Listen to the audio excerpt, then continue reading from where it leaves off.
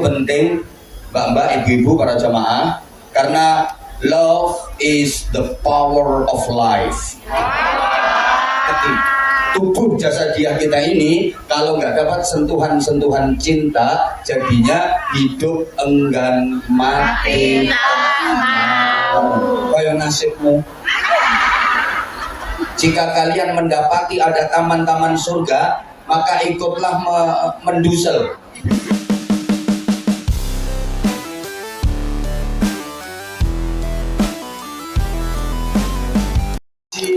Jangan tinggi hati, dicaci maki, jangan kecil hati. Tolong semuanya nanti dibikin status WA atau story IG sebagai bukti bahwa sampean hari ini ikut ngaji. Ingat ya kata kuncinya. Halo, harus jadi orang yang benar-benar, jangan pura-pura, apalagi sok, tapi harus selalu berusaha lebih agar menjadi yang Kalau sudah begitu, jangan melayang karena pujian, jangan tumbang karena cacian. Dipuji jangan tinggi hati, dicaci maki jangan kecil. Loh, orang itu kan harus begitu, jangan merasa suci hati. Ayo nyaut, jangan merasa suci, jangan merasa bersih, apalagi tinggi. Karena itu bikin sakit, tapi jadilah orang yang rendah, pasti akan menarik, sehingga banyak yang jatuh.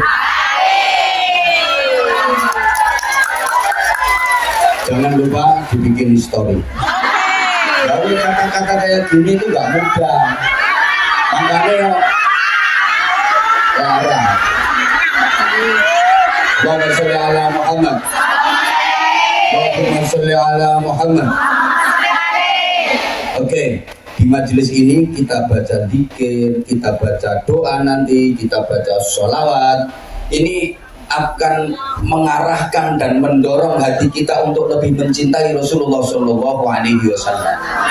Ini majelis disebut taman surga. Nabi menyatakan, idza marartum bi riyadil jannah farta'u. Jika kalian mendapati ada taman-taman surga, maka ikutlah mendusel. Ikutlah nimbrung, ikutlah gabung, jangan sia-siakan. Para sahabat bertanya, wa ma riyadul jannah ya Rasulullah? Apa yang dimaksud taman-taman surga itu wahai Rasulullah? Nabi menjelaskan, majalisul dzikri wa majalisul ilmi. Majelis-majelis zikir, majelis-majelis ilmu adalah taman-taman surga. Amin. Halo. Maka orang yang waktu di dunia rajin mendatangi taman surga, kelak di akhirat pasti dia akan menjadi penghuni taman surga yang hakiki. Amin. Siapa? Ya orang-orang yang rajin ngaji. Man salaka tariqan yaltamisu fihi ilman, sahhalallahu lahu tariqan ilal jannah. Siapa yang menempuh perjalanan menuju ke tempat-tempat pengajian, maka Allah akan memudahkan jalan baginya menuju surga. Jadi ayat Quran, hadis Nabi itu semua ada keterkaitannya. Majelis pengajian ini dinamakan taman surga. Orang yang rajin mendatangi majelis pengajian, kelak di akhirat pasti akan menjadi penghuni taman surga. Makanya berjalan menuju majelis pengajian ini sama dengan berjalan menuju ke surga. Dimudahkan Allah jalan menuju ke surga. Siapa penghuni taman surganya nanti? Ya seluruh yang terlibat dalam pengajian ini. Ya panitianya, ya penceramahnya jelas, ya Bu Menterinya bersama staf-stafnya, ya seluruh jamaah yang hadir di majelis ini. Cuma ingat, ini nanti insya Allah masuk surga semua. Cuma gayanya ada 3 model. Pertama, ada yang masuk surga itu pede banget. Siapa? Orang sing apian. Apian itu gini, meskipun difitnah, dizalimi, dijelek-jelekin orang, tapi tetap membalasnya dengan kebaikan. Bahkan mau mendatangi dan meminta maaf. Berat apa berat? Berat apa berat? Elek-elek wong dizalimi, difitnah, tapi gelem marani wonge njaluk sepuro disian. Ini nak yo angel. Ini nanti yang masuk surga itu pede banget. Wah, ketemu malaikat, kan malaikat halo, pokoknya pede banget. Yang kedua, masuk surga gayanya biasa, normal. Siapa? Pokoknya yang rajin ngaji. Yang ketiga, masuk surga tapi malu-malu, isin karo dungkuk-dungkuk berisi. Amin. Sampai diobrahi malaikat, ayo cepet antri loh, burimu antri loh, cepet. Kamu itu ngapain suruh masuk surga kok kayak gitu? Saya malu malaikat, saya ini sebenarnya neraka, tapi gara-gara saya rajin ngaji, saya dimasukkan ke surga. Harusnya kamu bersyukur, harusnya kamu senang. Iya malaikat, tapi saya waktu ngaji itu nggak pernah nyangoni kiainya. Makanya kau pengen pede nyangoni aku. Daripada nanti masuk surga tapi isi. Allahumma sholli ala Muhammad. Kenapa majelis kayak gini kok dinamakan taman surga? Sebab di majelis semacam ini hati kita didorong dan diarahkan untuk lebih dekat dengan Allah, lebih dekat dengan Rasulullah. Amin. Kenapa dinamakan taman surga? Sebab majelis ini adalah kumpulan orang-orang baik. Amin. Saya yakin, seyakin-yakinnya yang hadir di majelis ini semua adalah orang-orang baik. Amin. Minimal orang yang kepingin jadi baik. Amin. Wongnya senden cakak. Belum baik tapi kepingin baik. Jawab dong sayang. Belum baik tapi kepingin baik. Kalau kita sudah berkumpul dengan orang-orang baik, setidaknya kita akan kecipratan kebaikannya. Amin. Apa kecipratan ini? Kebahagiaan. Ya kecipratan. Kita akan kecipratan kebaikannya. Kemudian ya kita pengen menjadi baik seperti mereka. Allahumma sholli ala Muhammad. Apalagi berkumpul dengan orang-orang baik. Ini yang belum baik nanti lama-lama akan menjadi baik. Amin. Kecipratan kebaikannya. Makanya kita penting mendekat kepada ulama, mendekat kepada kiai, bunyai, agar kita kecipratan berkah dan kebaikannya. Amin Allahumma. Oke, ibu-ibu, mbak-mbak, kalau sampean pengen langsing, sampean nggak perlu capek-capek diet yang menyakitkan. Minum pil, minum jamu, senam, fitness, pakai slimming, perut dipeletet-peletet. Ngapain? Nggak perlu, itu menyakitkan. Ada cara praktis agar sampean jadi langsing. Caranya gimana? Cukup sampean duduk bersebelahan dengan orang yang lebih berbobot.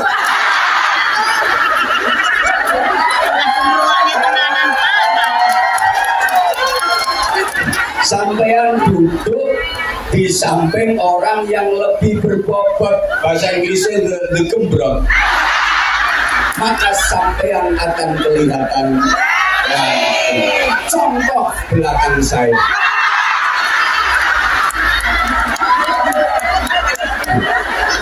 karena beliau duduk di sebelahnya ini, maka beliau jadi langsing. Padahal aslinya ya ora. Artinya apa? Untuk menjadi baik, kita nggak perlu menjelek-jelekan orang lain. Cukup kita berbuat lebih baik dari mereka, pasti kita akan menjadi baik. Amin. Sampean ki nek pengen apik ora usah ngelek-ngelek wong liya. Lakukan yang lebih baik dari orang lain, pasti sampean akan menjadi baik. Amin. Ini penting soalnya penyakitnya lambe-lambe hubungan. Organisasi kayak apa? Di pengajian ku bisnis boleh batin. Senengane elek-elek, wonten napa mboten? Wonten napa mboten? Wong itu kau pakai jilbab warna apa?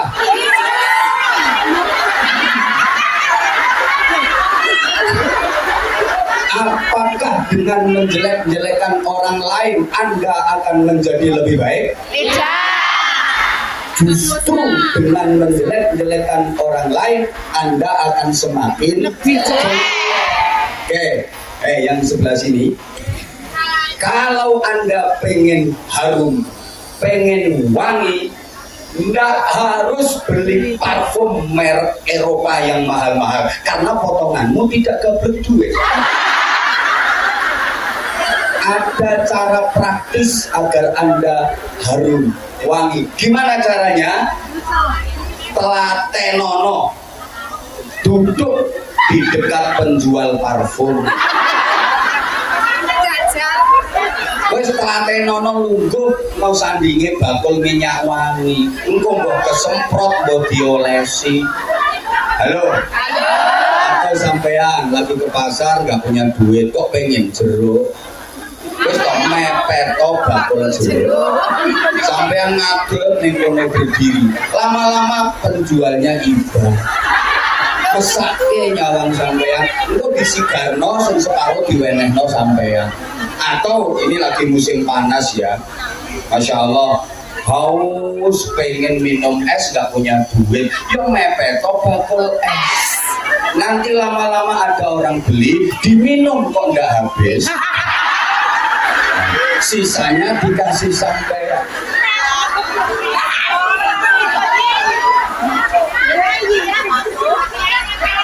Allahumma sholli ala Muhammad.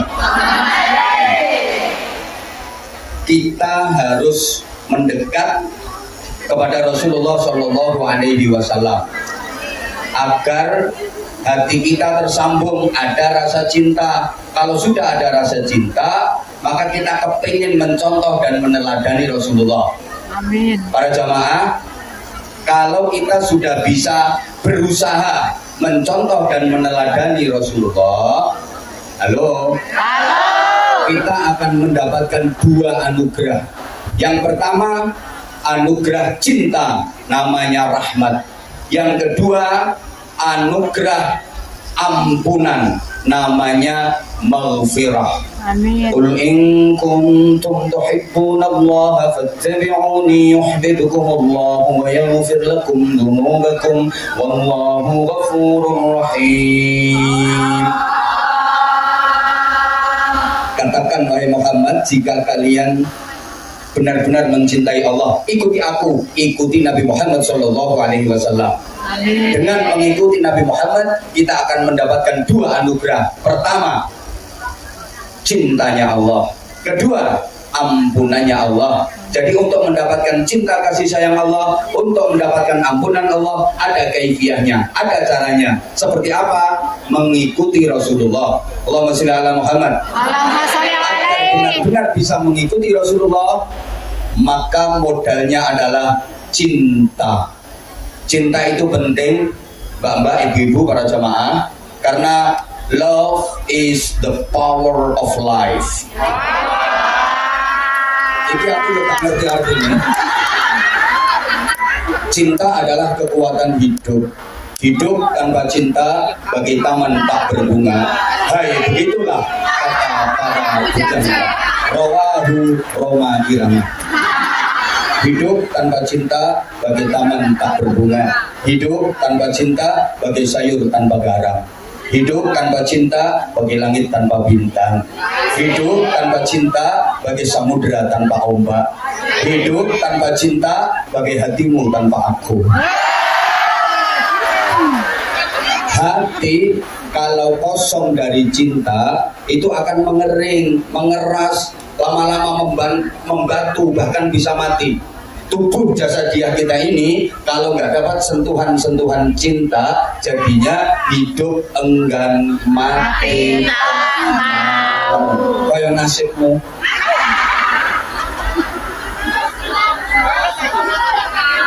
Nah sekarang gimana cara mencontoh dan meneladani Nabi? Ini nanti untuk mempraktekkan agama dalam kehidupan sehari-hari sesuai dengan tema kita hari ini. Sementara Rasulullah sudah wafat, kita tidak memetuki Rasulullah. Tidak mau orang menyanyi orang menani, pokoknya tidak mengetui lah. Gimana caranya? Ada caranya. Gimana? Melalui penerusnya, melalui pewarisnya. Siapa? Al-ulama warasatul anbiya. Para ulama adalah penerus dan pewaris para nabi. Mengikuti para ulama itu adalah cara bagi kita untuk mencontoh dan meneladani Rasulullah Shallallahu Alaihi Wasallam. Gini ya, sebentar lagi Ibu Menteri akan memberikan pengarahan. Tolong perhatikan, tolong konsentrasi. Halo. Halo. Halo. Halo. Dengan mengikuti para ulama, itu cara kita untuk mencontoh dan meneladani Rasulullah. Saya sering gambarkan, ibu-ibu mbak, sampean kok pengen merasakan wanginya kembang mawar, kembang melati, kembang kantil, kembang kenanga, kembang sopong ngomong kembang nabi. Banget lah, wanginya kembang nabi. Tapi bunganya rumahnya toh, daunnya udah kering. Apa kita nggak bisa merasakan wanginya? Bisa. Loh, caranya gimana? Melalui peresannya. Kembang itu diperes, disuling, disaring jadi parfum, jadi minyak wangi. Malah enak, tinggal pakai. Loh, kalau mau merasakan harumnya kembang, langsung menyedot dari kembangnya. Bisa-bisa kepalamu pusing, pening. Bahasa Inggrisnya gembelien. Nah, kalau melalui peresannya yang udah jadi minyak wangi, udah jadi parfum kan enak, bisa ngatur aroma, betul? Pengen aromanya remeng-remeng, ya makanya dikit aja, cus, diolesi dikit. Pengen sedengan, ngasihnya sedengan. Pengen gebrakan, ya serok-serok, lewat bel kayak mayat. Itu loh, wes gampangannya gini loh. Halo. Halo. Sampean misalnya minum jamu pengen campur madu, kan enak pakai madu yang udah diproses dari rumah tawon itu, diperes, tinggal suntek, udep, ngelep. Nah kalau pengen minum madu kok langsung dari bokongnya tawon, ya malah abur. Nah, ini maaf ya, hati-hati dengan kelompok atau aliran yang gak doyan kiai, bunyai, gak doyan ulama, gak doyan kitab-kitab kuning. Katanya harus langsung dari Quran dan Sunnah. Kalau nggak langsung Quran dan Sunnah, bid'ah dolalah. Sorry ya, benar sumber utamanya Quran dan Sunnah, tapi itu membutuhkan ilmu yang komprehensif, ilmu yang komplit. Kudu ngerti nahwu, shorof, mantek, balaghah, ushul fikih, qawaidul fikih, mustalah hadis, ulumut tafsir. Kudu ngerti asbabun nuzul, sababul wurud. Halo? Enggak sembarangan. Nah kalau langsung tanpa ada ilmunya yang komplit, malah beliau. Nah ini gak doyan kiai, gak doyan kitab kuning. Rumah itu sayang. Hati-hati. Ada orang yang dikit-dikit bid'ah, gak sesuai sunnah. Terus model ngono-ngono kok aja eloki. Mumpung durung. Terus pokoknya melok sing model ngene-ngene iki.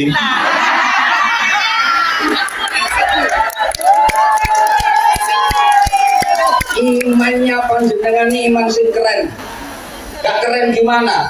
Di tengah kesibukan kerja panjenengan, coba bayangkan pamit majikannya kadang-kadang yo repot. Benar. Hari-hari wis ya Allah ya Karim, lu kok sempet-sempetnya ngaji, gelem-gelem ngaji.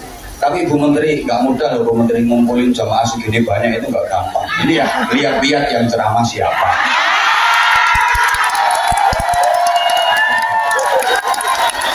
Kalau jamaah sini kan, kalau saya yang mengarahkan kan pasti manut enggak? Yang Anzamania angkat tangan.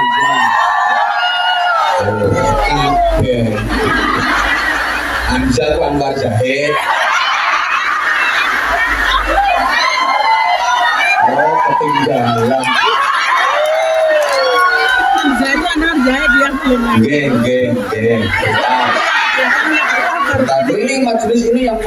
saya. Gak usah ngatur-ngatur saya. Diulang semuanya. Yang M zamannya angkat tangan. Oke. Oke lek menengo ning hindul ra usah melo-melo.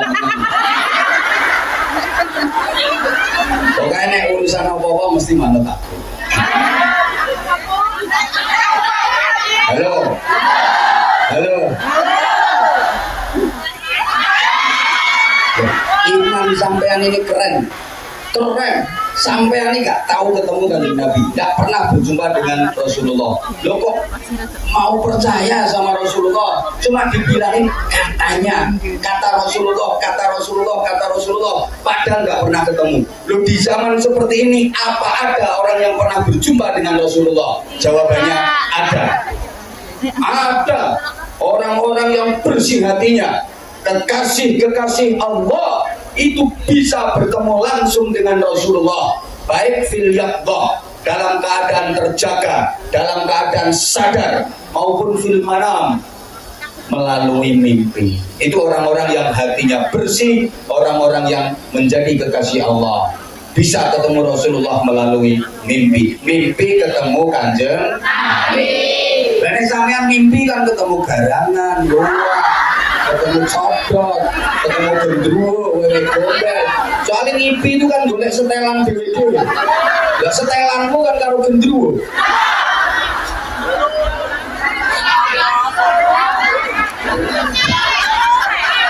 Oh, gendruwo ini tersinggung.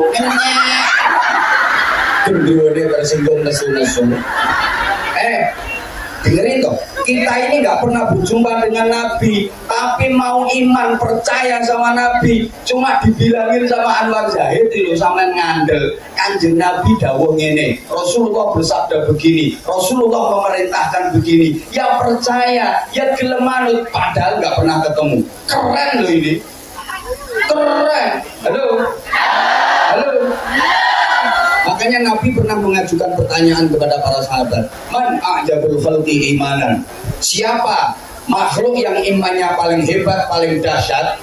Para sahabat menjawab, imanul malaika. Ya para malaikat imannya paling hebat, paling dahsyat. Kata Nabi, bukan. Malaikat imannya hebat wajar, karena malaikat tahu langsung perkaranya Allah. Gak ada rahasia-rahasiaan antara malaikat dengan Allah. Wajar kalau malaikat iman.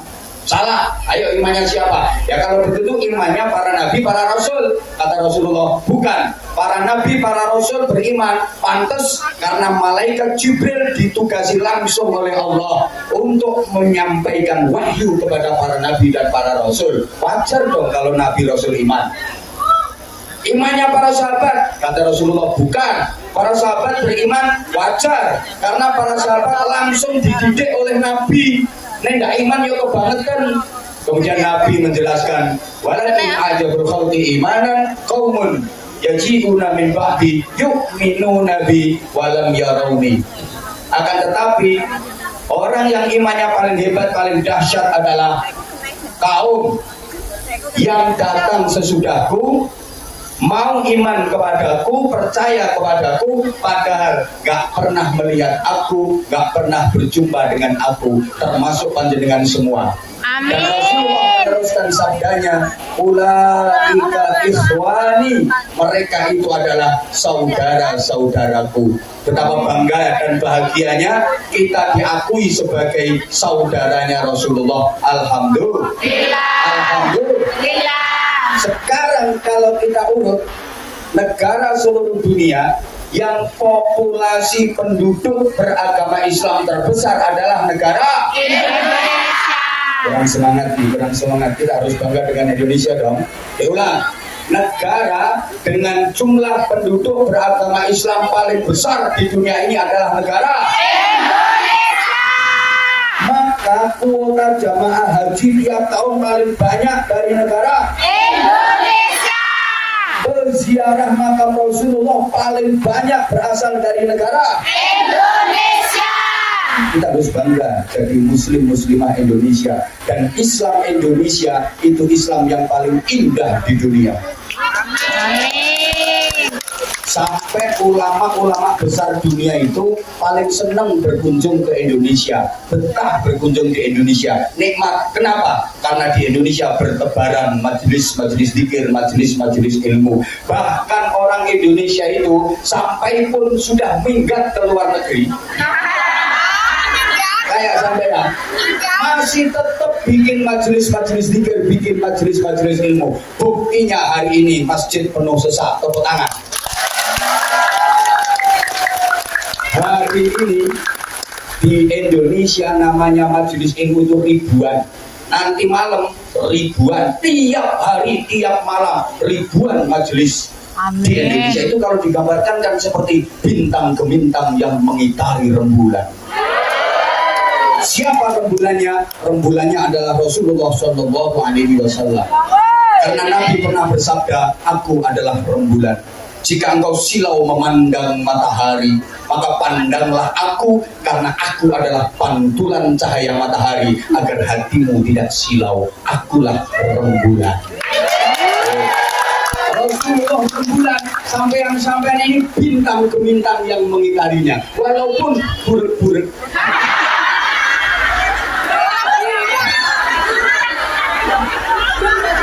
Nah, habis ini nanti kita sholawatan. Habis ini nanti saya akan sampaikan materi menerapkan agama dalam kehidupan. Kemudian kita kaitkan dengan kehidupan beragama, kehidupan bernegara, persaudaraan, ukhuwah dan sebagainya.